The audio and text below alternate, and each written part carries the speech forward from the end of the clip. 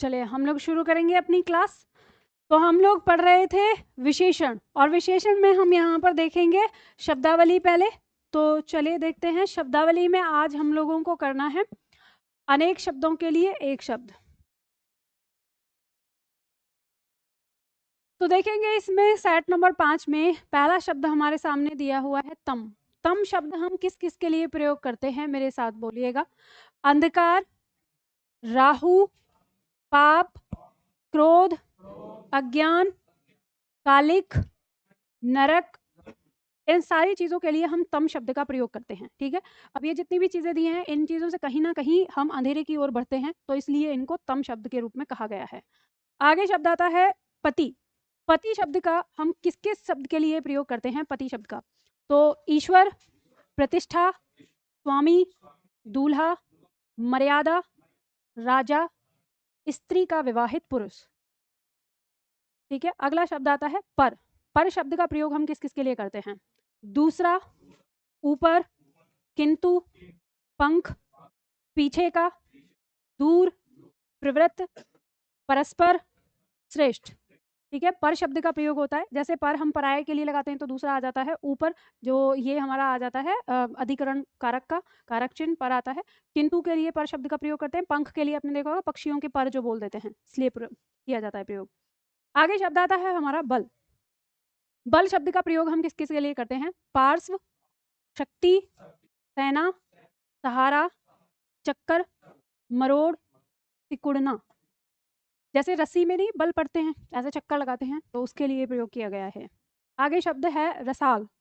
रसाल शब्द का प्रयोग हम किस किस के लिए करते हैं? स्वादिष्ट, मनोहर, आम, ईख, रसीला, मीठा। मनोहर का मतलब होता है मन को हरने वाला। आगे शब्द आता है लक्ष्य। लक्ष्य शब्द का प्रयोग हम किस किस के लिए करते हैं? वह जिसका अनुमान किया जाए। जैसे हम कोई भी अनुमान लगाते हैं, मैंने ये लक्ष्य डिसाइड किया है, जैसे मान लीजिए आपने पढ़ने के लिए 4 महीने डिसाइड किए, निश्चित किए। ठीक है, तो उसके लिए आता है उद्देश्य, निशाना, लक्षणार्थ। लक्षणार्थ का मतलब हो गया लक्ष्य के उद्देश्य से। ठीक है, आगे शब्द आता है वर्ण। वर्ण शब्द का हम प्रयोग कहाँ कहाँ करते हैं? सिर्फ ये नहीं कि हमने वर्णमाला में वर्ण पढ़े, इस वर्ण के भी कई अर्थ होते हैं। वर्ण माने भेद, अक्षर, रंग, जाति, शब्द, सोना, रूप, चातुर्य वर्ण। अब ये चातुर्य वर्ण कौन से हैं? हमारे 4 वर्ण जो आते हैं, ठीक है, ब्राह्मण, क्षत्रिय, वैश्य और शूद्र, उनके लिए आता है। ठीक है, आगे शब्द है तुंग। तुंग शब्द का प्रयोग हम कहाँ कहाँ करते हैं? पुनाग वृक्ष, पर्वत, नारियल, किंजलक, कमल का केसर, शिव, बुध ग्रह, ग्रहों की उच्च राशि। ठीक है, उसके लिए तुंग शब्द का प्रयोग किया जाता है। अवस्था। अवस्था हम किस किस के लिए प्रयोग करते हैं? दशा, उम्र, स्थिति। आगे शब्द आता है पतवार। पतवार हम किस किस शब्द के लिए प्रयोग करते हैं? कर्ण, कान, समकोण, त्रिभुज में सबसे बड़ी भुजा। आपने गणित में पढ़ा होगा, अगर हिंदी माध्यम से आप रहे होंगे, तो जब त्रिभुज में जो सबसे बड़ी भुजा होती है, 3 भुजाएं होती हैं, 3 में सबसे ज्यादा बड़ी होती है, उसको पतवार कहते हैं। ठीक है, आगे शब्द आता है कंज। कंज कहते हैं हम ब्रह्मा को, कमल, अमृत, केश। आगे शब्द आता है अचल। अचल शब्द का प्रयोग हम कहाँ कहाँ करते हैं?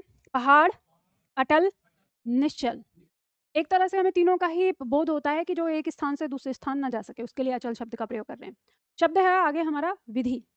विधाता, कानून, ब्रह्मा, युक्ति, व्यवस्था, तरीका, अवधि। ठीक है, इन सब के लिए विधि शब्द का प्रयोग होता है। आगे शब्द आता है घन।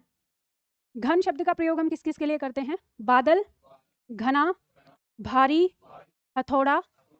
संख्या को उसी संख्या से 2 बार गुणा करने पर जो गुणनफल आता है उसको हम क्या कहते हैं? घन। जैसे आपने देखा होगा कोई भी संख्या है, जैसे हमने ये संख्या है, इसका हम एक बार और फिर दूसरी बार, तो जब हम इसे ऐसे गुणा करते हैं तो जो आपका फल आता है, जो गुणनफल आएगा, उसको हम क्या कहेंगे? घन। तो ये आप जानते ही हो जो आता है। ठीक है, आगे शब्द आता है घड़ी। समय को बताने वाला यंत्र और समय, क्षण। ठीक है। तो घड़ी शब्द हम समय के लिए प्रयोग करते हैं, पर्यायवाची है, और जो इसको समय को बताने वाला यंत्र होता है उसे भी हम घड़ी कहते हैं। अब इसमें घड़ी कितने प्रकार की होती है? हाथ की घड़ी, दीवार घड़ी, फिर अलग अलग चलती रहती है ना।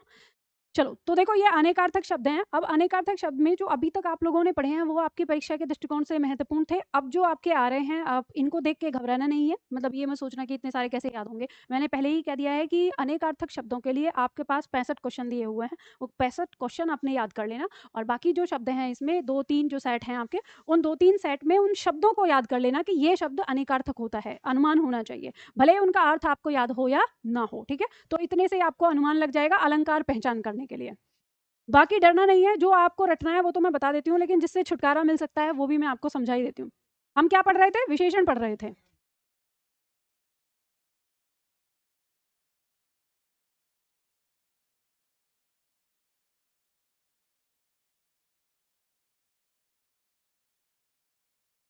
चलो देखो, कल की क्लास में हम लोगों ने क्या पढ़ा था? दोहराएंगे? क्या पढ़ा था? हमने विशेषण और विशेष्य के बारे में पढ़ा था। कहाँ है पवन? पवन नहीं आया आज?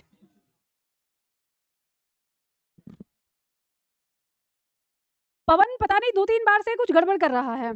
टॉपिक जैसे पढ़ता है तो लास्ट में मतलब ऐसे करेगा, हाँ समझ में आ रहा है, और लास्ट में आके एक मुझसे ऐसा प्रश्न करेगा जो मेरे दिमाग में आता है कि वही ढक के 3 पात, मतलब ऐसा जहाँ से शुरुआत की उसी का प्रश्न कर लेगा, ये नहीं समझ में आया। तो मुझे लग रहा है आजकल ज़्यादा स्ट्रेस चल रहा है उस पर, या कहीं ऐसा तो नहीं है कि वो या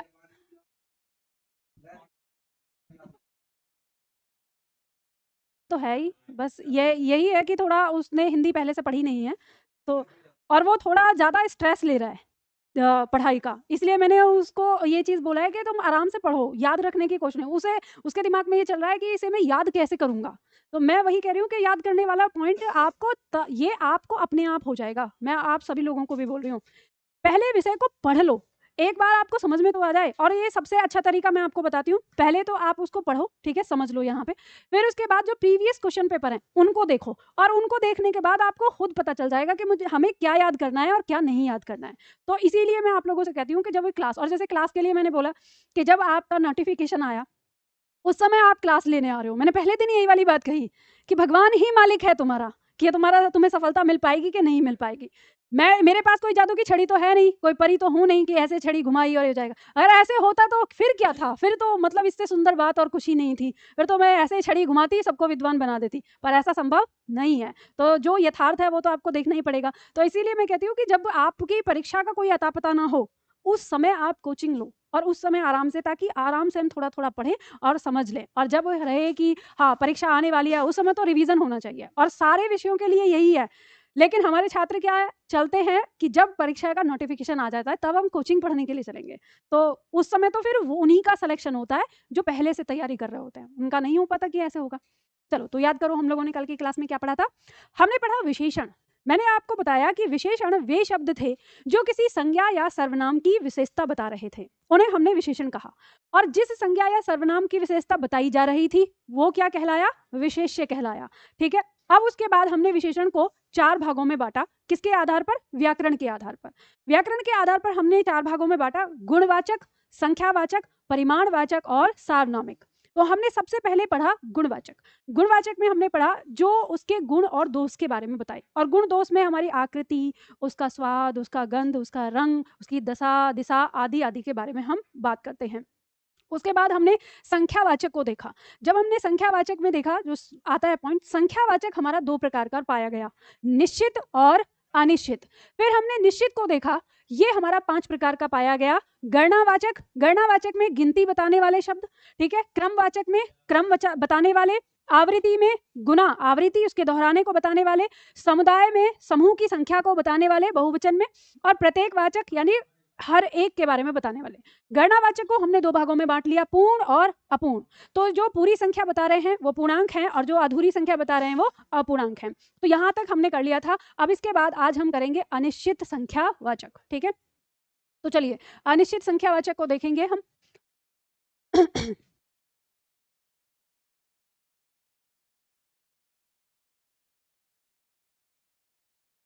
यहाँ परिभाषा हमारी कहती है कि जो शब्द किसी संज्ञा की अनिश्चित संख्या का बोध कराते हैं वे अनिश्चित संख्यावाचक विशेषण कहलाते हैं। जैसे उदाहरण हमारा दिया है कुछ, ज्यादा, अधिक। देखो ये अधिक में धा में आ दिया है ना, ये टाइपिंग मिस्टेक है फॉन्ट के कारण, इसको काट लो। अधिक, कम, थोड़ा, बहुत।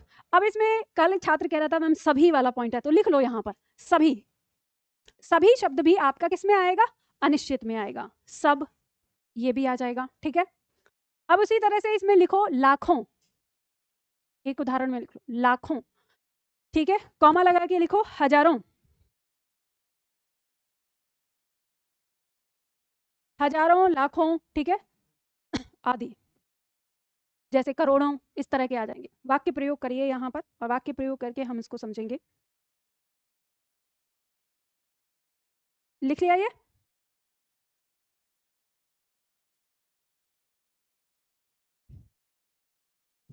वाक्य लिखिए। सड़क पर लाखों लोग खड़े थे।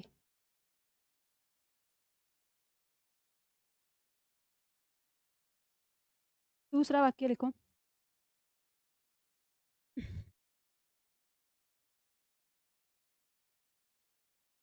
इस कक्षा में अधिक छात्र हैं।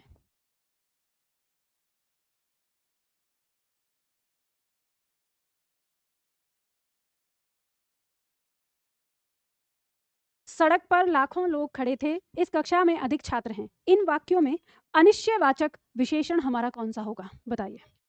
इसमें हमें दिख रहा है यहाँ पर कि लाखों और अधिक।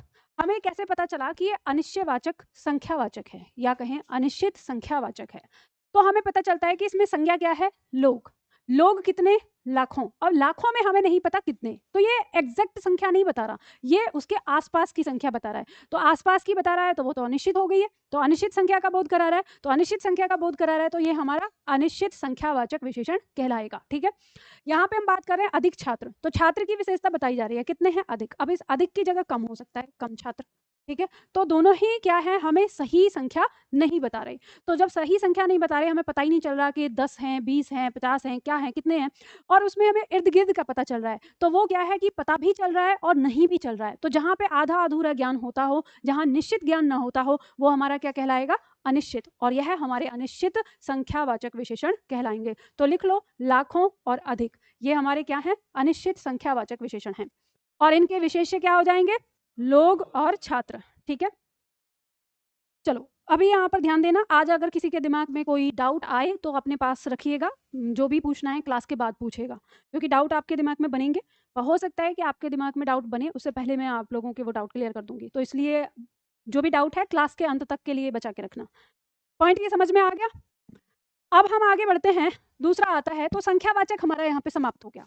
अब हम तीसरा पॉइंट लेते हैं। तीसरा आता है हमारा परिमाणवाचक विशेषण। जब हम परिमाणवाचक विशेषण की बात कर रहे हैं, तो जो शब्द किसी संज्ञा की निश्चित या अनिश्चित मात्रा का बोध कराते हैं, उन्हें हम क्या कहते हैं? परिमाणवाचक विशेषण कहते हैं। ध्यान रखना, मात्रा तो हम नहीं कहा, मात्रा के साथ पे यहाँ पे नाप तोल या माप तोल की बात हम करते हैं। तो जहाँ पे हम मात्रा का बोध करें या नाप तोल की बात करें, वो हमारा परिमाणवाचक विशेषण रहेगा।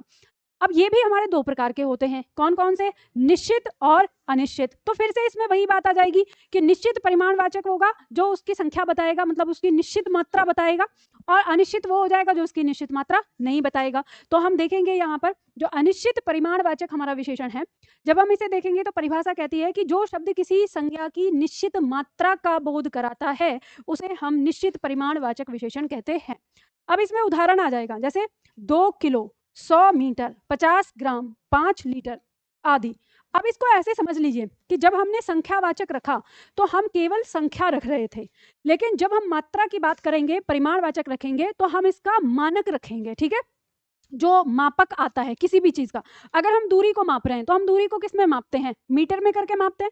तो उसके साथ किलोमीटर, हेक्टोमीटर या मीटर इस तरह से लगता रहेगा, सेंटीमीटर जो भी होगा, तो मापक लगेगा। अगर हम उसको तोल रहे हैं वजन में, तो हम किलोग्राम ये लगाएंगे, तो हम उसमें रखेंगे, ठीक है। अगर हम लीटर शब्द लगा रहे तो लीटर लगाएंगे। तो आपको ये ध्यान रखना है, यहाँ पे एक कंफ्यूजन बनता है छात्रों के दिमाग में कि जैसे आपका ये 2, 100, 50, 5 ये आ रहा है, तो कई बार छात्र कहते हैं कि मैम ये भी तो संख्या आ रही है, तो ये संख्यावाचक क्यों नहीं है? तो ध्यान रखिएगा, जब संख्या के तुरंत बाद आपको संज्ञा दिखाई देती है तो वो संख्यावाचक होता है।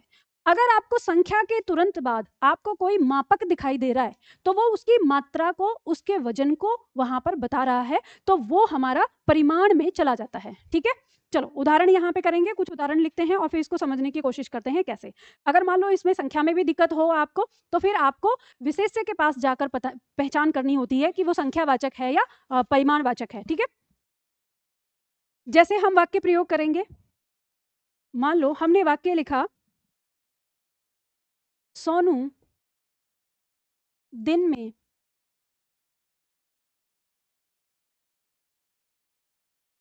2 लीटर दूध पीता है।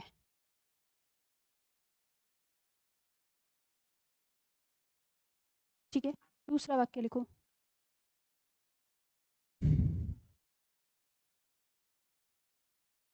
अजय का घर उसके स्कूल से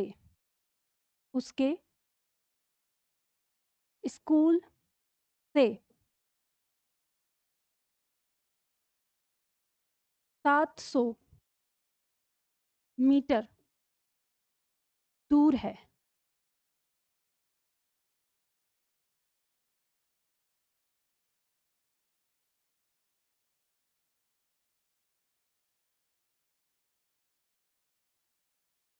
देख लिया, सोनू दिन में 2 लीटर दूध पीता है, अजय का घर उसके स्कूल से 700 मीटर दूर है। अब इसमें हमें पहचानना है कि हमारा परिमाणवाचक विशेषण कहाँ पर आया है। तो हमें पता चलता है कि ये जो 2 लीटर लिखा हुआ है ये हमारा विशेषण है। अब ये कैसे विशेषण है, तो ये विशेषण यानी ये जो शब्द है ये किसकी मात्रा बता रहा है, दूध की मात्रा बता रहा है, और दूध क्या है, संज्ञा है। तो संज्ञा की मात्रा बताने के लिए जो शब्द आ रहा है वो हमारा परिमाणवाचक विशेषण कहलाता है। अब यहाँ पे हम देख रहे हैं कि इस वाक्य में अजय का घर उसके घर से 700 मीटर दूर है। तो हम यहाँ पे जो 700 मीटर बता रहे हैं ये किसके लिए बता रहे हैं, उसकी दूरी के बारे में बता रहे हैं कि वो दूर कितना है। तो दूर की विशेषता यहाँ पे बताई जा रही है और वो निश्चित है एक। ठीक है, दूर की मात्रा बताई जा रही है और कैसी है, निश्चित है, 700 मीटर। और उसी तरह से दूध की यहाँ बता रहे हैं तो यहाँ पे 2 लीटर, ये भी क्या है, निश्चित है। तो इसीलिए ये है निश्चित परिमाणवाचक विशेषण है। ठीक है, बात समझ में आ गई। अब मान लो अगर ऐसा होता कि अगर हम यहाँ से ये लीटर हटा देते, तो अगर ये कहते हैं कि सोनू दिन में 2 दूध पीता है, तो बिल्कुल गलत हो जाता ना, क्योंकि हम ये जानते हैं कि जो दूध है हम इसकी गिनती नहीं कर सकते। ठीक है, अगर हम ऐसे करते कि लीटर हटा के, दूध हटा के यहाँ पे हम कह देते कि सोनू दिन में 2 सेब खाता है, तो हम सेब की गिनती कर पाते। अब आप कहेंगे कि मैम सेब को तो हम किलो में भी मापते हैं, तो अब ये ध्यान रखिएगा कि वो संख्यावाचक में भी आ जाएगा और परिमाणवाचक में भी आ जाएगा। अगर ऐसे हो कि पिताजी बाजार से 2 किलो सेब लेकर आए, तो यहाँ पर 2 किलो जो है वो क्या कहलाएगा, परिमाणवाचक। और ये होगा कि सोनू ने सुबह में 2 सेब खाए, तो ये क्या हो जाएगा, संख्यावाचक। ठीक है, तो आपको परिस्थिति देखते हुए वहां पर विशेषण के बारे में पता करना है कि ये एग्जैक्ट क्या बता रहा है। तो इस सारी बात से आपको एक बात फिर समझ में आई कि हम शब्दों पर नहीं जाते, हम जाते हैं वाक्य के भाव पर। तो वाक्य का जो भाव उत्पन्न होगा वही आपकी किसी भी, चाहे वो विशेषण हो, चाहे वो संज्ञा हो, चाहे वो सर्वनाम हो, या कोई भी चीज है, तो हर चीज को आपका भाव ही प्रकट करता है। तो बात समझ में आ गई ना। तो ये नहीं सोचना है, फिर मैं इसीलिए आपसे बार बार कहती हूँ कि रट्टू तोता बनने से कोई फायदा नहीं होगा जब तक आप उसे समझेंगे नहीं। ठीक है, तो ये पॉइंट समझ में आ गया। हाँ, तो गिलास की गिनती करेंगे आप, तो फिर वहां पे वो संख्यावाचक हो जाएगा। आपको जो देखना है, जो विशेष्य आ रहा है, आप उस विशेष्य की संख्या बताते हैं कि आप उसकी गिनती बताते हैं। अभी इसके बारे में आपको आगे और पता चलेगा, क्योंकि अभी एक और कंफ्यूजन आपका क्रिएट होगा यहाँ पे थोड़ी देर में। ठीक है, तो फिर मैं आपको और ज्यादा स्पष्ट बताऊंगी कि संख्यावाचक और परिमाणवाचक को आप कैसे पहचानेंगे। तो फिर चाहे वो संख्या के साथ हो चाहे किसी और के साथ हो, तो पता चलेगा।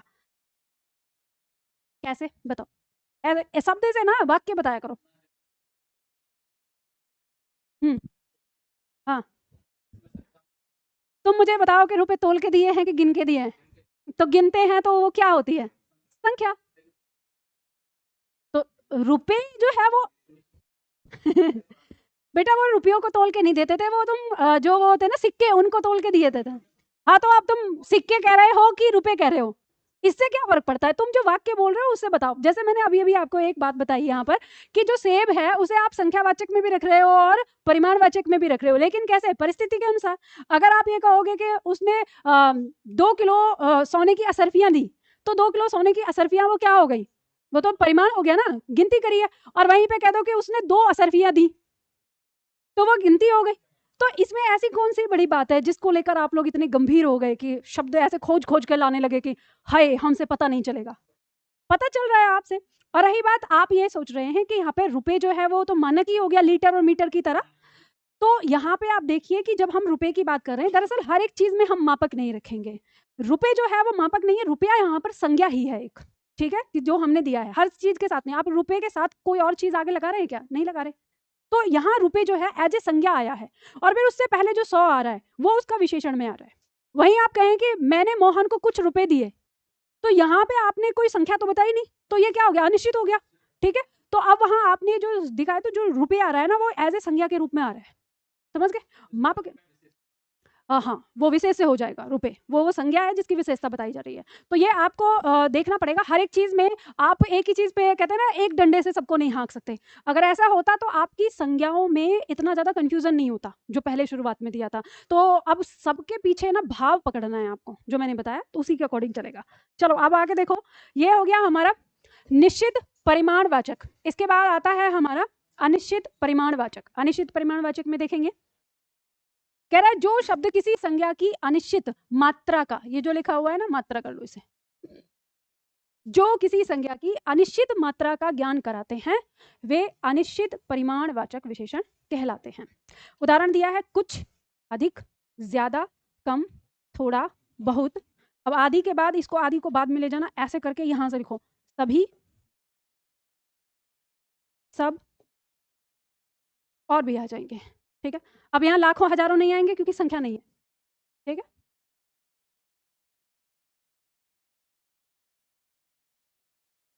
अब यहाँ आपके दिमाग में संशय पैदा हो रहा होगा, तो पहले उदाहरण देख लेते हैं, उसके बाद बात करेंगे। चलो जैसे देखो,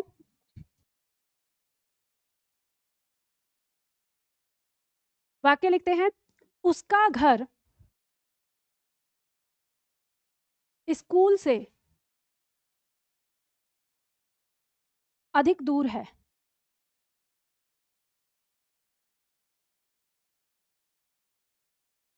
ठीक है। दूसरा वाक्य,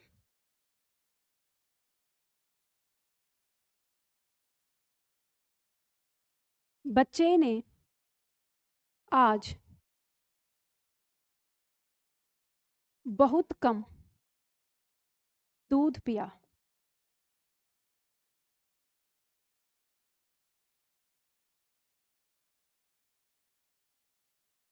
इस वाक्य में अधिक और कम ये दोनों हमारे अनिश्चित परिमाणवाचक विशेषण हैं।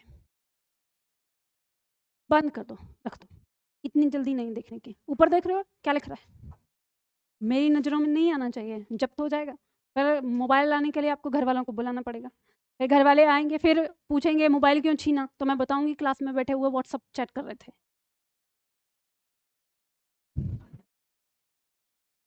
बता दो। हाँ। ठीक, चलो देखो ध्यान दो,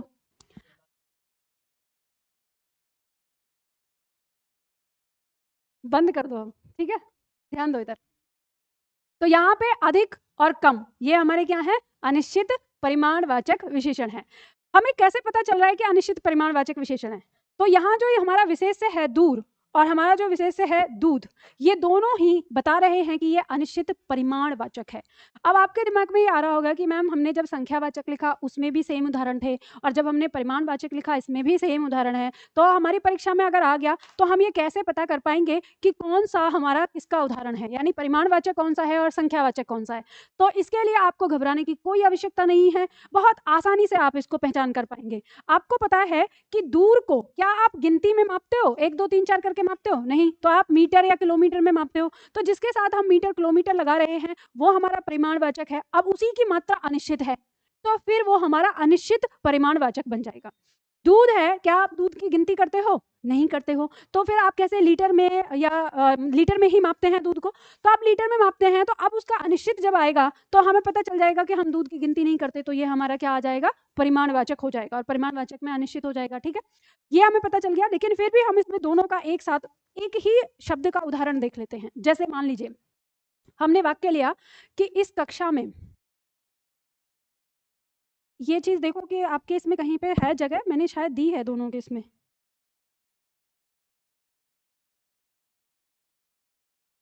आपका जहां प्रवेश प्रीविशेषण दिया है ना, वहां पे जाके लिख लेना आप इसे, इसमें कहीं पे जगह नहीं है। अगर इसे अनिश्चित परिमाण, मैंने शायद बनाया तो था दोनों का, अच्छा वो कंप्लीट वाली किताब में इसमें से हटा दिया मैंने।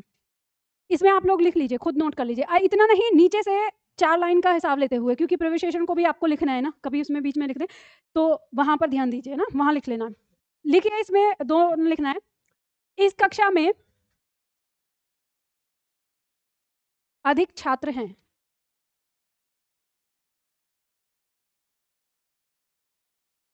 इस कक्षा में अधिक छात्र हैं, ठीक है।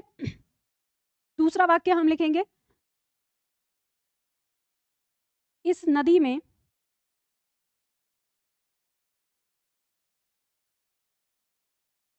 अधिक पानी है।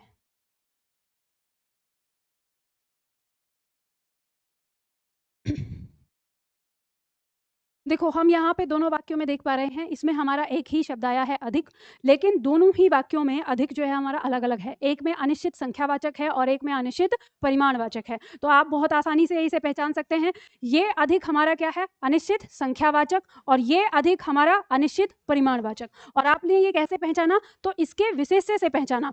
छात्र की हम गिनती करते हैं 1 2 3 4, तो ये संख्यावाचक है, तो इसलिए ये अनिश्चित संख्यावाचक है।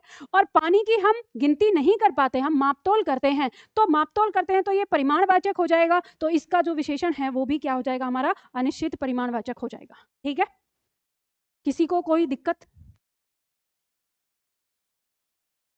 समझ में आ गया? चलो, यही बहुत आसान है तरीके से। अब यहाँ पर ध्यान दीजिए, आपकी परीक्षा में यहाँ से प्रश्न कैसे आते हैं। परीक्षक आपको कंफ्यूज करने के लिए ऐसा कर सकता है कि जैसे मान लो कोई एक शब्द दे दिया और उसको रेखांकित करके आपसे पूछेगा कि बताइए इसमें कौन सा विशेषण है। एक में लिख देगा अनिश्चित संख्यावाचक, एक में लिख देगा अनिश्चित परिमाणवाचक। ठीक है, तो वहां पे जब 2 जगह आ जाएगा तो जिन छात्रों को ये निकालना नहीं आएगा तो उनके लिए वो कंफ्यूजन बनेगा। इसके अलावा और वो क्या करता है कि सिर्फ ऐसे ही रख देगा और उसमें ये नहीं लिखेगा कि संख्यावाचक है या परिमाणवाचक है, सीधा कह देगा अनिश्चयवाचक विशेषण। अब अनिश्चयवाचक लिख दिया तो उसमें आपका परिमाणवाचक भी आ गया और संख्यावाचक भी आ गया। जब उसने अलग से मेंशन नहीं किया तो दोनों का मतलब यही हो गया कि अनिश्चय है, कोई सा भी हो सकता है। ठीक है, तो कभी ये मत घबराना। अब कभी कभी ऐसा आता है कि केवल और केवल एक ही शब्द रख देगा वो, या जैसे ऐसा शब्द रख दिया कि सभी, सब, कुछ, अधिक, ज्यादा, इनमें से कोई एक शब्द देकर आपसे कहेगा कि यह कौन सा विशेषण है, और विकल्प में रहेगा संख्यावाचक है, परिमाणवाचक है, अनिश्चयवाचक है या गुणवाचक है, ऐसे रख देगा। अब कई बार छात्र ऐसे कंफ्यूज हो जाते हैं कि हमने तो 4 पढ़े थे, गुणवाचक, संख्यावाचक, परिमाणवाचक और सार्वनामिक, अब ये अनिश्चय कहाँ से आ गया, सिर्फ एक ही आ गया। तो आपको पता है ना कि वो किसका भेद है, वो उसका, तो इसमें कोई आपको कंफ्यूज होना ही नहीं है अलग। फिर जब ऐसा विकल्प दिया होता है तो कई बार ऐसे छात्र कहने लगते हैं या लोग कहने लगते हैं कि सर्वनाम जो हमारे विशेषण होते हैं फिर वो 4 प्रकार के नहीं, फिर 5 प्रकार के होते हैं। ये ध्यान रखना, जब आप किताब पढ़ते हो ना आगे, तो ऐसे भी आपको कुछ किताबें मिलेंगी जो कहती हैं कि नहीं 4 प्रकार के नहीं 5 प्रकार के होते हैं। जैसा कि परसों एक छात्र मेरे पास आया था ऑनलाइन का, वो अपनी कुछ किताबें लेके आया था, तो उसी में कंफ्यूजन वो बता रहा था कि मैम देखो यहाँ पे ऐसे लिखा है। तो मैंने उसको कई सारी चीजें बताई अलग। अब मैं क्लास में आप लोगों को वो सारी चीजें नहीं बता सकती क्योंकि फिर अलग आप भटक जाते हो चीजों में कि कैसे। तो जो बच्चे 3-4 किताबों से पढ़ते हैं तो मैं उनसे कहती हूँ कि आप मुझे पर्सनली आके मिलो और अपनी सारी किताबों को लेकर आओ, मैं आपको बताऊंगी कि कैसे आपकी किताब में कहाँ क्या झोल दे रखा है किसमें। तो उसे मैंने मार्क किया, मैंने कहा देखो बेटा बात ऐसी है कि किसी समय किसी परीक्षा में एक प्रश्न बना और बाद में वो क्या कर दिया, कैंसिल भी कर दिया, लेकिन वो प्रश्न बनकर उसका जो पहली बार उत्तर दिया आयोग ने, परीक्षक ने, तो इन तमाम किताबों ने उस प्रश्न को वैसा ही उठाया सेम टू सेम और उसको 1 लाइनर जो प्रश्न उत्तर होते हैं ना ऐसे किताब में वैसे ही छाप दिया और उसको फिर नीचे लिख भी दिया अपवाद। तो मैंने कहा कि अब आप गूगल करके देख लो, आपको अगर इस लाइन के अलावा एक शब्द भी इधर से उधर मिल जाए पूरे गूगल पे तो आप कह देना मैम गलत कह रही हैं। तो मैंने वही सामने ही गूगल करवाया तो उसने देखा कि हाँ मैम आप तो सही कह रही हो, कम से कम 10-12 साइट देख ली, सब पे सेम टू सेम लाइन। और मैंने कहा ये भी ध्यान रखना इसके जो विकल्प हैं वो भी तुमको क्रम से मिलेंगे, ABCD सबके, उसमें भी किसी ने A का B नहीं किया, B का C नहीं किया, क्रम में ही मिलेंगे और सबका आंसर सेम मिलेगा। तो ऐसे कॉपी पेस्ट है, मतलब कि जो गलत होता है ना उसको भी कोई शुद्ध नहीं करता है। तो ऐसे ही चीज आती है। तो अब उसमें एक प्रश्न आया आपकी परीक्षा में 2011-12 के आसपास में, तो पूछा हुआ था अधिक या सभी, कुछ ऐसा शब्द था जिसमें पूछा था कि इसमें कौन सा विशेषण है और क्रम में आपके 4 विकल्प दिए थे, गुणवाचक, संख्यावाचक, परिमाणवाचक और अनिश्चयवाचक। अब उसकी वजह से जिस किताब ने उसकी व्याख्या दी तो उस व्याख्या में नीचे लिखा कि ऐसे तो विद्वानों के अनुसार जो विशेषण होते हैं वो 4 प्रकार के होते हैं, पर यहाँ पर हम देखें तो वो 5 हो सकते हैं क्योंकि अनिश्चयवाचक भी आता है। अब बताओ उस व्याख्या पे आप क्या दिमाग लगाओगे कि अरे आपकी परीक्षा में जो आपकी किताबें उसमें दिया है कि संख्यावाचक 2 प्रकार के, निश्चित और अनिश्चित, फिर परिमाणवाचक 2 प्रकार के, निश्चित और अनिश्चित। अब अगर उसमें से उसने उठा के रख दिया तो आपने संख्या 5 बता दी। कल को अगर किसी ने विकल्प में ऐसे रख दिया कि बताइए पहला और दूसरा में कौन सा विशेषण है, और विकल्प में दे दिया गुणवाचक, संख्यावाचक, परिमाणवाचक और क्रमवाचक, तो क्या आप फिर से उसकी 6 संख्या बना दोगे कि विशेषण 6 प्रकार के होते हैं?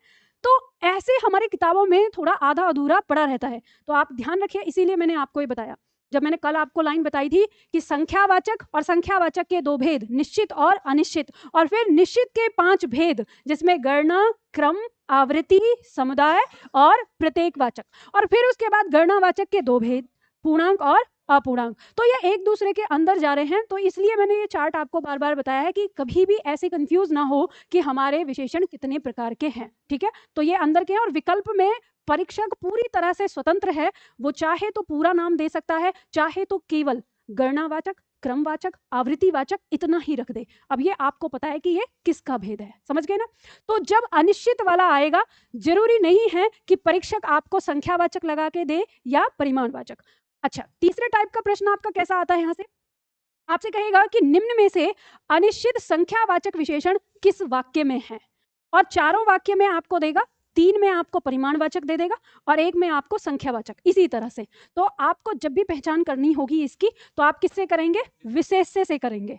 अब जो विशेष्य जिसकी संख्या की जाएगी और या फिर आपका वाक्य का भाव क्या होगा, तो उसके अकॉर्डिंग आपको देना है। देखो, अगर परीक्षक ने आपके पेपर को कठिन बनाया तो वो ऐसे कर सकता है, जैसे मैंने अभी आपको एक उदाहरण दिया था कि पिताजी 2 किलो सेब लाए और मोहन ने सुबह में 2 सेब खाए। तो अब यहाँ पे आप देख रहे हैं कि यहाँ पे हमारा एक संख्यावाचक बन रहा है और एक परिमाणवाचक बन रहा है, लेकिन सेब सेब ही हो रहा है, तो आपको भाव के अनुसार भी चलना पड़ेगा। ठीक है, तो ये ध्यान रखना है आपको। विशेषण में और कहीं कोई दिक्कत नहीं है, विशेषण बहुत सरल है, बस विशेषण में यही दिक्कत है कि छात्र इस पॉइंट को समझ नहीं पाते कि प्रश्न में वो कैसे पूछेगा। आगे बढ़ते हैं। चौथा आता है हमारा सार्वनामिक विशेषण। सार्वनामिक विशेषण के 2 अलग अलग नाम हैं, कभी कभी पूछ लेता है, संकेतवाचक विशेषण, निर्देशवाचक विशेषण। इनको बिल्कुल दिमाग में बिठा लेना कि सार्वनामिक आपको नाम नहीं दिया होता है, संकेतवाचक या निर्देशवाचक विशेषण लिखा होता है तो सर्वनाम के लिए, तो ये आपको इसका दूसरे नाम के लिए याद करना पड़ेगा। ठीक है,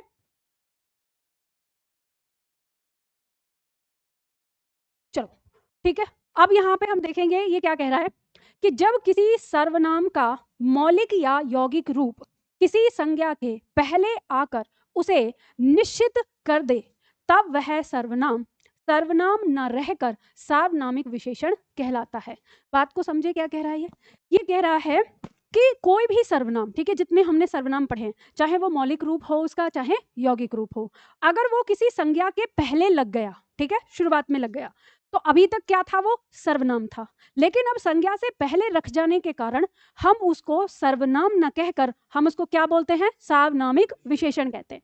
अब ये सार्वनामिक विशेषण हमने नाम जो दिया है ना, वो किससे दिया है? सर्वनाम शब्द में हमने इक प्रत्यय जोड़ दिया है, तो इक मतलब होता है वाला वाली, यानी उसका विशेषण बनाने वाला। तो जब हम इसे इक प्रत्यय जोड़ते हैं तो ये शब्द क्या बन जाता है? सार्वनामिक। तो यानी जिसके अंदर सर्वनाम है, लेकिन सर्वनाम वो कैसा बन रहा है? विशेषण के रूप में बन रहा है, वो सर्वनाम जो विशेषण के रूप में आ रहा है, तो ये सार्वनामिक मतलब वही है।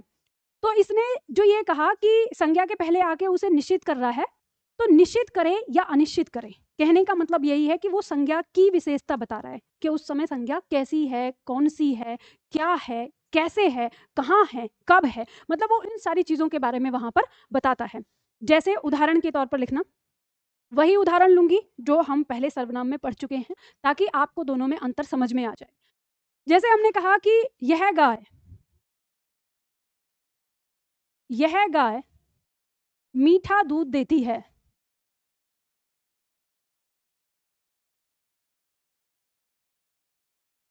दूसरा उदाहरण हम लिखेंगे, वह लड़का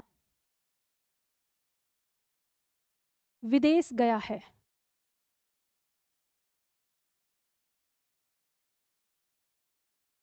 ये दोनों उदाहरण मैंने कब दिए थे? निश्चयवाचक सर्वनाम में, ठीक है। यह गाय मीठा दूध देती है, वह लड़का विदेश गया है, ठीक है। इस वाक्य में यह और वह ये दोनों हमारे क्या हैं, सार्वनामिक विशेषण हैं, सार्वनामिक विशेषण। अब आप कहेंगे कि मैम इससे पहले तो हम लोगों ने इनको सर्वनाम में पढ़ा है और फिर ये हमारे अब सार्वनामिक विशेषण हो गए, कैसे हो गए? तो अब ध्यान रखो, वही कहानी जो मैंने आपको बताई थी कि पवन सबसे पहले अपनी माँ का बेटा है, ठीक है। अब वही पवन अगर अपनी माँ को अपने ऑफिस में मिलता है तो वो बेटा होगा या दरोगा होगा? दरोगा होगा। लेकिन मन मन में तो माँ के लिए बेटा ही है, लेकिन वहां पर माँ भी उसको ऐसे ही प्रेजेंट करेगी कि मेरा बेटा बाद में है, पहले वो इस ऑफिस का मालिक है, ठीक है। तो कहने का मतलब है कि जब बात स्थान की आएगी और उस समय कि वह किस स्थान पर है, तो उस स्थान की वजह से उसका जो प्रथम दृश्य उत्पन्न होगा हम उसे उस श्रेणी में रखेंगे। अब जैसे ये वाक्य है हमारा कि यह गाय मीठा दूध देती है, इसमें हमारी यह गाय जो है ये क्या है, संज्ञा है। अब इस संज्ञा को ये क्या कर रही है, निश्चित कर रही है कि संज्ञा यानी यह वाली गाय। तो गाय को निश्चित करने वाला जो यहाँ पर शब्द है वो है यह। हम जानते हैं यह एक सर्वनाम है, लेकिन यह सर्वनाम किसके स्थान पर आ गया है, विशेषण के स्थान पर, क्योंकि संज्ञा से पहले जो स्थान होता है वो सदैव विशेषण का होता है। अब विशेषण का स्थान होता है वो भी तब जब वो उसकी विशेषता बता रहा होता है। तो ये क्या विशेषता बता रहा है, तो यह विशेषता बता रहा है कि यही वाली गाय है जो मीठा दूध देती है। तो उसको क्या कर रही है, निश्चित कर रही है। तो निश्चित कर रही है, तो अब हम जब हमसे कोई ये कहेगा कि यह कौन सा विशेषण है, तो हम यह कहेंगे कि यह सार्वनामिक विशेषण है। अब अगर हमसे यह प्रश्न पूछा जाए कि इसमें यह सर्वनाम का कौन सा भेद है, तो क्योंकि ये वो सर्वनाम है जो संज्ञा को क्या कर रहा है, निश्चित कर रहा है, तो फिर यह निश्चयवाचक सर्वनाम है। तो ठीक वैसे ही है कि पवन अपनी माँ के लिए बेटा है और दरोगा भी है जब वो अपने ऑफिस में है, लेकिन पवन तो पवन ही है। तो ऐसे ही ये जो संज्ञा यहाँ पे ये जो रखा हुआ है सर्वनाम, ये सर्वनाम ही है, लेकिन जब हम सर्वनाम का भेद कहते हैं तो निश्चयवाचक है, और जब हम इसे विशेषण कहते हैं तो ये सार्वनामिक विशेषण है। याद रखिएगा, ये पॉइंट आपके लिए अति अति अति महत्वपूर्ण है, क्योंकि आपकी परीक्षा में यहाँ से कई बार प्रश्न आता है। अब कैसे प्रश्न आता है इस बात को यहाँ समझना। तो जैसे यह हो गया उसी प्रकार से वह हो जाएगा। तो यहाँ अब ये बात समझ लो कि संज्ञा से पहले कोई भी शब्द जब रखा होगा और उसको निश्चित कर रहा होगा, जैसे हमने कहा उस मेज पर, इस मेज पर, ठीक है। तो यहाँ उस और इस क्या हो गए, दोनों हमारे सार्वनामिक विशेषण हो गए, क्योंकि वो संज्ञा से पहले आए हैं, ठीक है। अगर हम कहें मेरी पुस्तक, तो मेरी पुस्तक जो यहाँ पे आ गया, अब जैसे बहुत ध्यान से इसको समझना, जैसे हमने कहा मेरी पुस्तक, तो यहाँ आपको क्या क्या चीजें दिखाई दे रही हैं, आप समझ पा रहे हैं? एक तो आपको यहाँ पर ना संबंध कारक दिखाई दे रहा है, ठीक है। तो जब बात आएगी कि मेरी पुस्तक में मेरी में कौन सा कारक है, तो कौन सा कारक होगा, संबंध कारक। फिर अगर बात आएगी कि मेरी शब्द में कौन सा सर्वनाम है, तो निश्चयवाचक होगा, क्योंकि पुस्तक को क्या कर रहा है, निश्चित कर रहा है। और फिर अगर ये पूछेगा कि इसमें विशेषण कौन सा है, तो फिर ये सार्वनामिक विशेषण होगा। अब समझ रहे हैं ना, 3 पॉइंट आ रहे हैं। ध्यान रखना, जब आप आगे बढ़ोगे तो एक टॉपिक आपको मिलेगा पद परिचय। तो पद परिचय जो टॉपिक होता है वो यही होता है, आप धीरे धीरे एक एक चीज का परिचय सीख रहे हो, और जब अंत में आएगा तो सारी चीजों का परिचय आपको बताना पड़ेगा, उस एक शब्द में क्या क्या छिपा है। अब उस एक में आपको क्या क्या बताना पड़ेगा, बिल्कुल शुरू से स्टार्टिंग से अपने टॉपिक को दिमाग में रखना। सबसे पहले हमने पढ़ा संज्ञा, फिर संज्ञा में उसका लिंग क्या है ये पढ़ा दूसरे नंबर पे, तीसरे नंबर पे वचन क्या है, चौथे नंबर पे कारक क्या है, फिर सर्वनाम क्या है। अब अगर मान लो कोई संज्ञा है, क्या पता उस संज्ञा का कोई सर्वनाम भी आ रहा हो, फिर उसका विशेषण क्या है। तो हम ऐसे क्रम से सारी चीजें बताते हुए जाते हैं, और वो कहलाता है हमारा फिर पद परिचय। और वो पद परिचय टॉपिक भी आपको ऐसे ही याद करना पड़ेगा जैसे हम प्रतिदिन कर रहे हैं। तो यहाँ पे जो आपको हिंदी में जो थोड़ी सी कठिनाई होती है ना, कि हिंदी में प्रश्न आ जा रहे हैं, समझ में नहीं आ रहे, वो इस वजह से नहीं आते क्योंकि आपको पिछले टॉपिक का अगले टॉपिक से तुलनात्मक अध्ययन नहीं मिल पाता, और वहाँ पे फिर क्या होता है, आप थोड़े कंफ्यूज हो जाते हैं कि ये तो उसके जैसा लग रहा है, ये तो उसके जैसा लग रहा है, तो इस वजह से दिक्कत होती है। अदरवाइज ये बहुत अच्छा है, बहुत सरल है, आप बहुत आसानी से समझ पाते हैं। ये पॉइंट समझ में आ गया। अब मैं अगर आपको कोई भी वाक्य पूछूंगी तो आप बहुत आसानी से इसको बता पाएंगे कि इसमें क्या क्या हमारा होता है, ठीक है। चलो अब इसके आगे एक पॉइंट इसमें ऐसा है जो मॉक टेस्ट की दृष्टि से ही है, परीक्षा में तो मेरे विचार से शायद ही कभी आता है, लेकिन अगर मॉक टेस्ट में या किसी भी टेस्ट में अगर आपसे पूछ लिया गया तो आप इसको कैसे हल करेंगे। पॉइंट आता है सार्वनामिक विशेषण के 2 भेद दे दिए जाते हैं। ये ऐसी कोई बड़ी चीज नहीं है जो आपको नहीं आती। आपने सर्वनाम पढ़ के आए हैं। सर्वनाम हमारे दो प्रकार के होते हैं, मौलिक और यौगिक। दोनों के बारे में आपको पता है, तो बिल्कुल ये बस वही है। जब सर्वनाम आपका मूल अवस्था में मिलेगा तो वो हमारा मौलिक सार्वनामिक विशेषण कहलाएगा, और जब हमारा सर्वनाम हमें यौगिक अवस्था में मिलेगा तो यौगिक सार्वनामिक विशेषण कहलाएगा। ठीक है, वही उसके दो हैं भेद। किस तरह से उदाहरण दिए हैं मैंने, दे यहाँ पे आप समझ जाएंगे। जैसे मौलिक सार्वनामिक विशेषण का मतलब है मूल सर्वनाम विशेषण के स्थान पर जब रहकर व्यवहार करेगा विशेषण की भांति, तो उसी को हम मौलिक सार्वनामिक विशेषण कहते हैं। जैसे उदाहरण के तौर पर, यह पुस्तक मोहन की है, तो इसमें यह अपने ओरिजिनल रूप में आया है। वह लड़का आज भी आया था, तो ये भी वह अपने ओरिजिनल रूप में यानी मूल रूप में आया है। तो ये इस समय अगर किसी ने आपसे भेद पूछा कि ये सार्वनामिक विशेषण का कौन सा भेद है, तो मूल सार्वनामिक या मौलिक सार्वनामिक विशेषण है। यौगिक की बात करेंगे तो इसमें वही आ गया यौगिक सर्वनाम। जब कोई यौगिक सर्वनाम आएगा सर्वनाम के विशेषण के स्थान पर, जैसे कल विद्यालय में मेरी पुस्तक खो गई, तो ये किससे बना है? मैं से बना है, तो यौगिक रूप है उसका, तो यौगिक सार्वनामिक विशेषण कहलाएगा। उस मेज पर तुम्हारा बैग रखा है, ठीक है, उस मेज पर, तो ये हो गया यौगिक, ये हो गया यौगिक। तो इसमें पहचानने में कोई दिक्कत होगी किसी को? ये ऐसा पॉइंट था, अगर मैं इसे आपको नहीं भी पढ़ाऊं तो भी आप अपना दिमाग लगाकर इसका उत्तर दे सकते हैं। ठीक है, ये कोई ऐसा पॉइंट नहीं, क्योंकि हम पढ़ चुके हैं सर्वनाम में। मैंने इसीलिए आपको पहले बताया था कि सर्वनाम में जो हम पढ़ रहे हैं यौगिक और मौलिक वाला ये जो शब्द है, ये हमारे इसके लिए डायरेक्ट नहीं है, और दूसरे टॉपिकों के लिए ये महत्वपूर्ण हो जाता है। ठीक है, तो ये पॉइंट समझ में आ गया। तो ये हमारा जो प्रयोग के आधार पर विशेषण था, ये हमारा यहाँ पे समाप्त हो गया।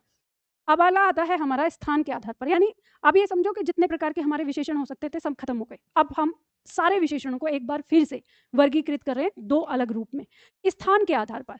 यानी विशेषण का प्रयोग वाक्य में किस स्थान पर हो रहा है उसके आधार पर हम इसको बांटेंगे।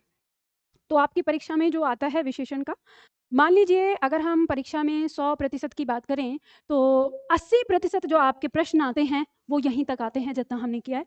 अगर किसी को यहाँ तक में कोई डाउट रहेगा तो समस्या हो सकती है, अगर यहाँ तक क्लियर हो गया तो फिर आगे कोई समस्या नहीं है। जो अब हम पढ़ने जा रहे हैं ना के बराबर देखने को मिलेगा, बहुत ही कम। ठीक है, लेकिन ये भी बहुत सरल है, इसमें भी आपको कोई दिक्कत नहीं होगी। हमने कहा है स्थान के आधार पर, यानी वाक्य में विशेषण कहाँ रखा हुआ है, इस आधार पर हमारे विशेषण दो प्रकार के होते हैं, उद्देश्य विशेषण और विधेय विशेषण। उद्देश्य विशेषण के ही दो अलग नाम है, विशेष्य विशेषण और सामान्य विशेषण। ये याद रखना इसको, अगर कभी ऐसा आ जाए। विशेष्य विशेषण और सामान्य विशेषण का मतलब उद्देश्य विशेषण ही होता है। अब यहाँ पे कहेंगे इन दोनों को समझने के लिए आपको 2 कदम आगे चलना पड़ेगा वाक्य की ओर। ठीक है, इसे मैं यहीं पे छोड़ रही हूँ और आपको एक वाक्य बता रही हूँ। जैसे मान लो हमारा एक वाक्य आता है, मोहन पुस्तक पढ़ता है।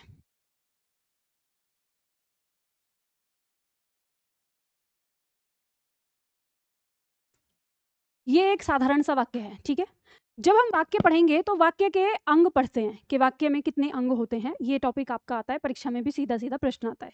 ठीक है, तो जब हम वाक्य के अंग की बात करते हैं तो 2 प्रकार के वाक्य के अंग होते हैं, एक होता है उद्देश्य और एक होता है विधेय। तो जो उद्देश्य वाक्य में यहाँ होगा वैसा ही आपका विशेषण वहाँ भी काम करेगा। तो वहाँ विशेषण को समझने के लिए पहले वाक्य को समझ लें, इससे आसानी हो जाएगी आपको। तो देखो यहाँ पे उद्देश्य क्या होता है और विधेय क्या होता है वो मैं आपको बताती हूँ। जब हम उद्देश्य की बात करते हैं तो उद्देश्य कहलाता है कि जो वाक्य में काम को कर रहा है वो क्या कहलाता है, उद्देश्य कहलाता है। तो वाक्य में काम को करने वाला कौन है, मोहन, तो मोहन क्या कहलाएगा, उद्देश्य। ठीक है, और जो वाक्य में काम किया गया है वो क्या कहलाता है, विधेय। तो वाक्य में काम क्या होता है, क्रिया, तो ये क्या होता है हमारा, विधेय कहलाता है। ठीक है, इसे हम विधेय कहते हैं। अब आप यहाँ पे इस वाक्य में क्या चीज देख रहे हैं, आप इस वाक्य में उद्देश्य को पहले देख रहे हैं। ठीक है, कि वाक्य में उद्देश्य आपको कहाँ पे दिखाई दे रहा है, पहले, और विधेय कहाँ दिखाई दे रहा है, बाद में। तो बस इतना ही है उद्देश्य विशेषण और विधेय विशेषण। जो विशेषण संज्ञा से पहले लगा हुआ होता है वो क्या कहलाएगा, उद्देश्य विशेषण, और जो विशेषण संज्ञा के बाद में लगा होगा वो क्या कहलाएगा, विधेय विशेषण। ठीक है, बात समझ में आ गई ना? तो इससे आपको समझ में आएगा उद्देश्य हमें पहले दिख रहा है और विधेय हमको बाद में दिख रहा है। तो बस यही इसी से बनता है। चलो उदाहरण देख लेते हैं इसे समझने के लिए। तो देखो इसकी परिभाषा भी यहाँ पर, उद्देश्य सामान्य विशेषण जिसे हम कहें, जो विशेषण विशेष्य यानी संज्ञा, ठीक है, ब्रैकेट में चाहो तो लिख लेना है, तो जो विशेषण विशेष्य से पहले लगते हैं वे उद्देश्य विशेषण कहलाते हैं। इन्हें हम सामान्य विशेषण के नाम से भी जानते हैं। ठीक है, इसमें वाक्य प्रयोग कर लीजिए। कैसे होते हैं हमारे, जितना अभी तक हम पढ़ते आए, जितने भी हमने उदाहरण पढ़े हैं, सबके सब हमारे क्या थे, उद्देश्य विशेषण के उदाहरण थे। मैंने अभी तक आपको कोई भी विधेय विशेषण का उदाहरण नहीं लिखवाया था, ठीक है। तो जैसे हम वाक्य प्रयोग करते हैं, हमने वाक्य लिखा, रचना को मीठे आम पसंद हैं, मीठे आम पसंद हैं। दूसरा वाक्य लिख लो, वहाँ काली गाय खड़ी है।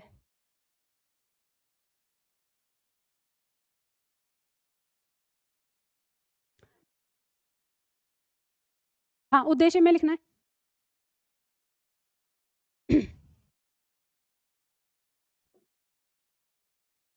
नौकर बाजार से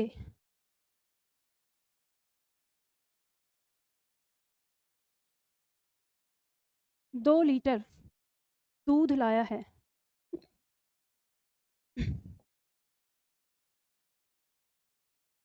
एक वाक्य आता है आपकी परीक्षा में, वह 2 किलो दूध पीता है। वाक्य शुद्ध है कि अशुद्ध?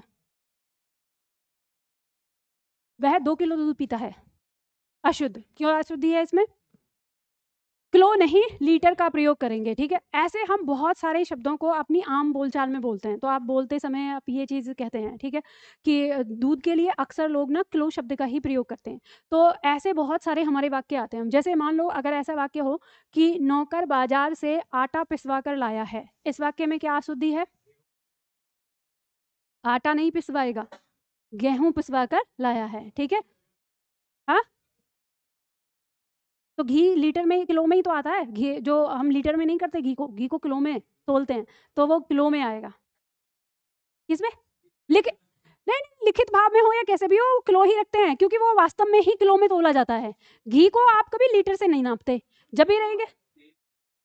हाँ, तेल लीटर से आता है, तेल को जब कभी रहेंगे, तेल लीटर से मापा जाता है, और जो दूध लीटर से मापा जाता है। तो आप इसको ऐसे पकड़िए, जो आप जब खरीदने जाते हो तो बाजार में आपको वो किस तरीके से मिल रहा है, तो उससे आपको पता चलेगा। तो घी के बारे में हमेशा डब्बे को रख के, जो वो तुलने वाली होती है, उस पर डब्बे का वजन करते हैं और फिर उसके बाद उसमें उसका वजन करते हैं, तो वो किलो से मिलता है, तो इसलिए वो आता है किलो। और जो लीटर है वो मापक होता है, यंत्र। किसमें? नारियल? अच्छा, नारियल का तेल ना, वो तो लीटर में ही आता है। तो उसको जमा जमा हुआ है तो क्या है, उसको पिघला के तोल लेंगे, क्या लगता है आपको? चलो, ये तो वो वाली चीजें हो जाएंगी, मतलब बहस करने वाली बातें हो जाएंगी ना, बेवजह वाली। लिख लिया ये? अब बताइए इसमें विशेषण, यहां पर देखो, ध्यान दो।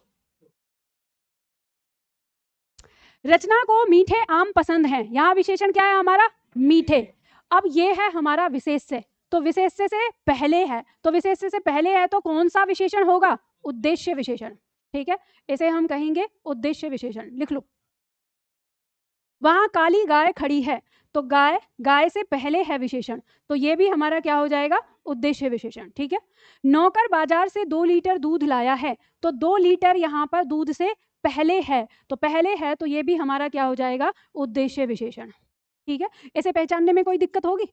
परीक्षा में आपका प्रश्न इस तरह से आएगा कि इस वाक्य में कौन सा विशेषण है, उद्देश्य विशेषण है या विधेय विशेषण है, अगर आया तो, ठीक है। तो आप पहचान लेंगे कि उद्देश्य का मतलब पहले और विधेय का मतलब है बाद में, ठीक है। अब दूसरा लिखिए, ये हो गया।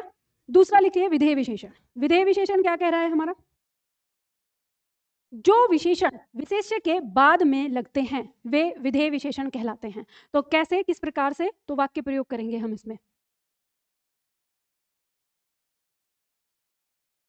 यह चांदी खोटी सी है।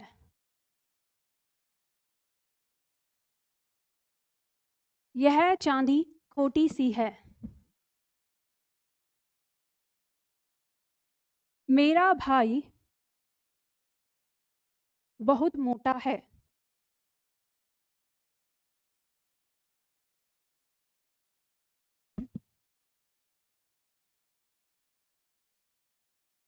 अजय एक नहीं, इसमें गलती हो जाएगी। इसे मत लिखना, मैंने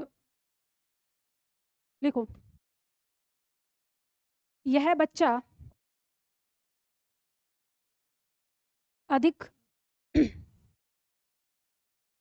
लंबा हो गया है। आप कुछ वाक्यों को इस प्रकार भी प्रयोग करते हैं, ठीक है। अब ये आपको जो अब आप पढ़ रहे हो ना, ये आपको केवल हिंदी व्याकरण में मिलेगा। इससे पहले जो आपने पढ़ा वो आपका अंग्रेजी व्याकरण में भी आपको सेम टू सेम मिलता था। तो जैसे मैं आप लोगों से कई बार बोलती हूँ ना कि कभी भी ट्रांसलेट करके मत पढ़ना हिंदी को। बहुत सारे बच्चों की आदत होती है कि इंग्लिश से ट्रांसलेट करने की कोशिश करते हैं। तो जो हमारी हिंदी भाषा है, हिंदी भाषा का व्याकरण कुछ अंग्रेजी व्याकरण से मिलता जुलता है और कुछ संस्कृत व्याकरण से मिलता जुलता है और कुछ उसका अपना नियम है। तो जब वो संस्कृत के साथ मैच करता है तो हमें संस्कृत जैसा लगता है। जो जिन लोगों ने संस्कृत पढ़ी है तो वो संस्कृत के अकॉर्डिंग उसको मान लेते हैं, जैसे संधि और प्रत्यय जैसे टॉपिक में। और जब ये कुछ अंग्रेजी भाषा से मिलता है, जैसे पद के भेद में कुछ टॉपिक हैं, तो तब कुछ लोग जो अंग्रेजी व्याकरण को जानते हैं तो वो सोचते हैं कि हिंदी जो है वो अंग्रेजी के जैसी है, जबकि ऐसा नहीं है, क्योंकि दोनों ही भाषाओं का प्रभाव हमारी बोली पर पड़ा है। इसलिए हम उसके जो व्याकरण है उसका थोड़ा कहीं कहीं मैच होता है। अब जो हम ये पढ़ने जा रहे हैं, ये वाक्य अगर आप अंग्रेजी में देखेंगे तो इन वाक्यों को इस तरह से बनाया ही नहीं जाएगा और उन्हें कभी ऐसे सिंगल बना नहीं सकते। अगर बनाएंगे भी तो वो गलत माने जाएंगे, पर हिंदी में ऐसा होता है। इसीलिए हमने इसको दो भागों में बांटा, उद्देश्य विशेषण और विधेय विशेषण। हम यहाँ देख रहे हैं कि यह चांदी खोटी सी है, इसमें जो हमारा विशेष्य है वो क्या है, चांदी है। और चांदी की विशेषता बताई जा रही है कि कैसी है, खोटी सी है। तो ये संज्ञा के बाद में है, तो बाद में तो कौन सा विशेषण कहलाएगा, विधेय विशेषण कहलाएगा, ठीक है। यहाँ देख रहे हैं मेरा भाई बहुत मोटा है। ये जो मोटा विशेषण है ये किसकी विशेषता है, भाई की विशेषता है, ठीक है। तो भाई यानी संज्ञा पहले आई है, लेकिन इसकी विशेषता यहाँ पर जो मोटा बताया गया है वो क्या है, वो बाद में आया है। तो बाद में आने के कारण ये कौन सा विशेषण हो जाएगा, विधेय विशेषण। ऐसे ही यह बच्चा अधिक लंबा हो गया है, तो इसमें जो लंबा है वो कौन है, बच्चा है। तो बच्चे की विशेषता बताई गई है कि वो कैसे हो गया है, लंबा हो गया है, ठीक है। तो ये हमारा विधेय विशेषण आएगा। अब कई बार ऐसा होता है कि इन वाक्यों की प्रकृति देखकर अक्सर मेरे छात्र, औरों का तो पता नहीं, क्योंकि मेरे छात्र जो है फिर चाचा चौधरी की तरह दिमाग लगाना शुरू कर देते हैं, तो हर वाक्य का ऑपरेशन शुरू कर देते हैं। तो ये मैं सच बताऊं, मुझे डर औरों से नहीं लगता, मुझे डर अपने ही छात्रों से लगता है, क्योंकि दिमाग कुछ ज़्यादा तेज चलने लगता है और फिर हर एक चीज़ में खोदना शुरू कर देते हैं। तो अब जैसे ये वाक्य आया था तो फिर दिमाग लगाएंगे। मैम, लंबा से पहले अधिक है, और ये अधिक आपने बताया था अनिश्चयवाचक विशेषण है, तो ये लंबा संज्ञा नहीं हो जाएगी। किनके दिमाग में आ रहा है ये विचार, बताओ। ये वाला प्रश्न आता है।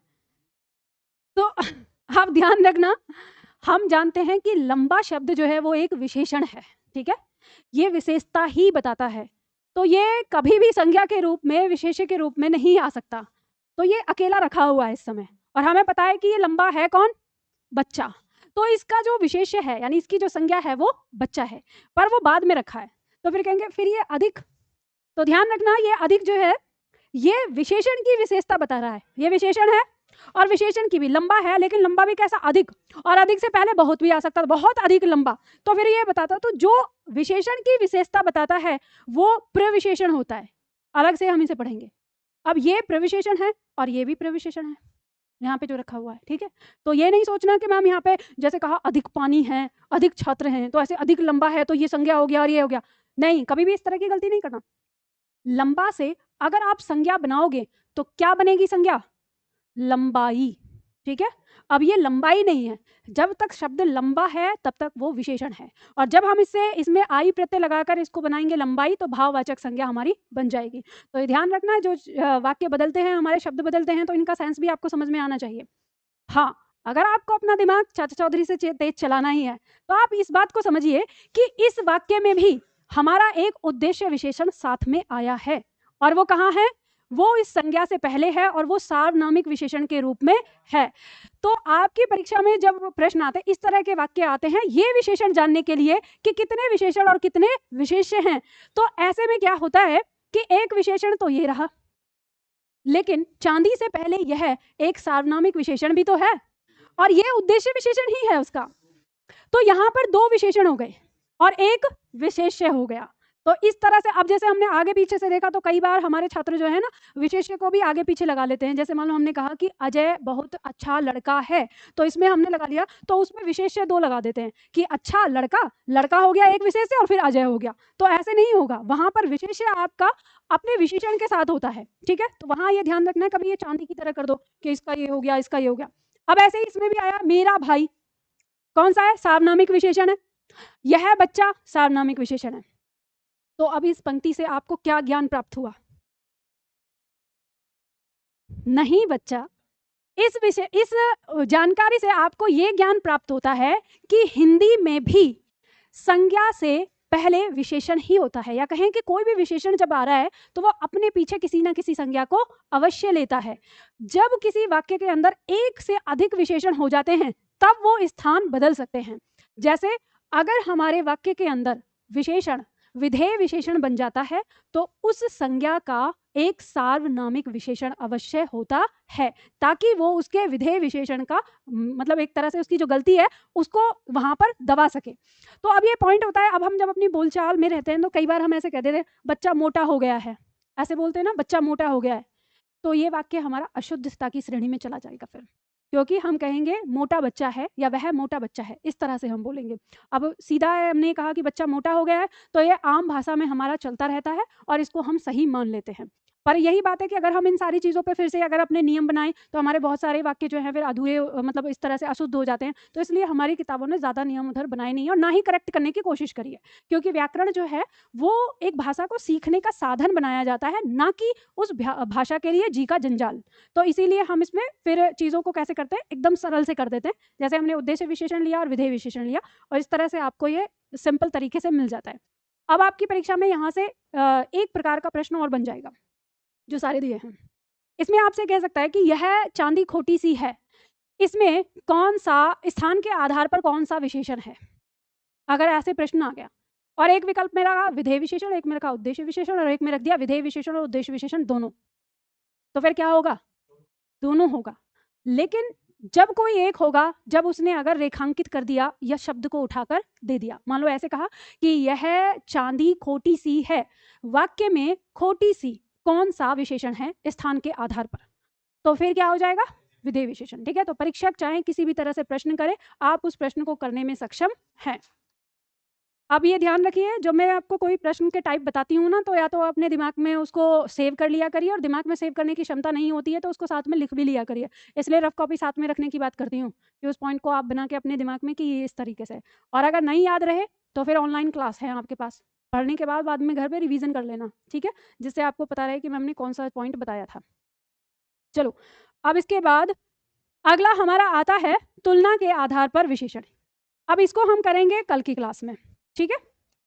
ध्यान रखना, देखो मैं आप लोगों के बैच को बहुत आराम से ही करा रही हूँ। इस चीज़ को लेकर ना आपकी शक्लें देख के मुझे आभास हो जाता है कि अब इतना ही रहने देना चाहिए, अब ये ओवरफ्लो हो रहा है।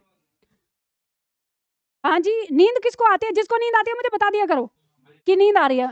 हाँ, नहीं एसी बंद करने का इलाज नहीं, मेरे पास और है ना तरीके। मैं वही बता रही हूँ ना, अगर ये रहे ना, ऐसा हो जाता है कि नींद आ रही है तो जिसको भी आए वो मुझे बता दिया करो। मैं एक बार ये कहूंगी कि इधर आओ और ये लो, एक वाक्य बोल रही हूँ, लिखो बस इतना ही कहूंगी कि एक बार बस ये वाक्य लिख दो। मैं ये गारंटी से कह सकती हूँ कि रात के 3 बजे तक नींद नहीं आएगी, यहाँ की तो बात अलग है।